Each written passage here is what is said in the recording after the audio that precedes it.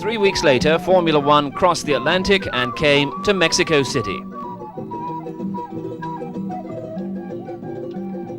Nigel Mansell made an early inspection of the track, giving his thoughts on the Peraltada corner. And because it's such a fast corner, it's going to make it mighty dangerous, because if you get on the marbles and you're in 5th or 6th gear, you know, your history, you're going to go off. Mansell survived this nasty moment, but he was open in his criticism of the track. The bumps are terrible and you're fighting for control all the time, and I mean, it's not a nice feeling because it's an accident waiting to happen all the time. Indeed, Senna, who had a major accident here in '91, hit the bump on Friday and lost control.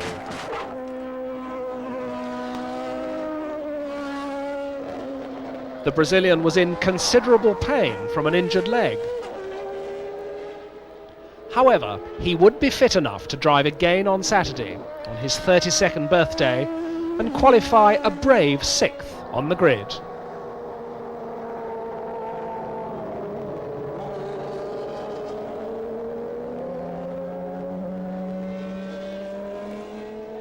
His role of being the main threat to the Williamses was taken on by Benetton and by Michael Schumacher.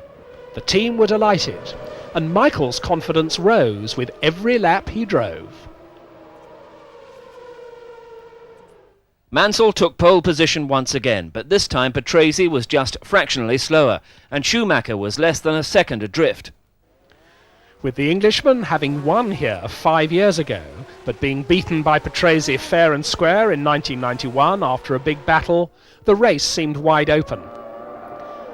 At the start, however, Mansell pulled away clearly. But in the midfield, chaos reigned as Karl Wendlinger hit Capelli's Ferrari and sent him into the wall. Mansell led into the first corner, and all Patrese could do was watch the tail of the other Williams once again. Capelli, meanwhile, was eager to get back to his pit, as Wendlinger paid a little more attention to the march.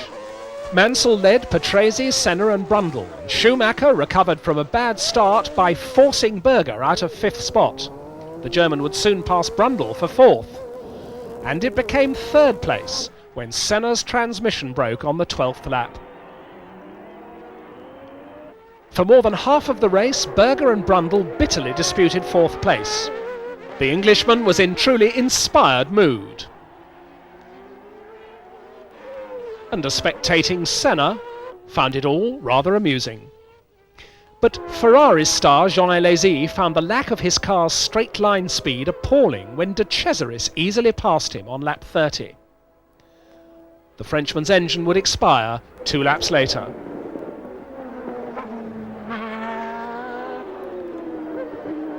And the same thing happened to a frustrated Martin Brundle 20 laps from home.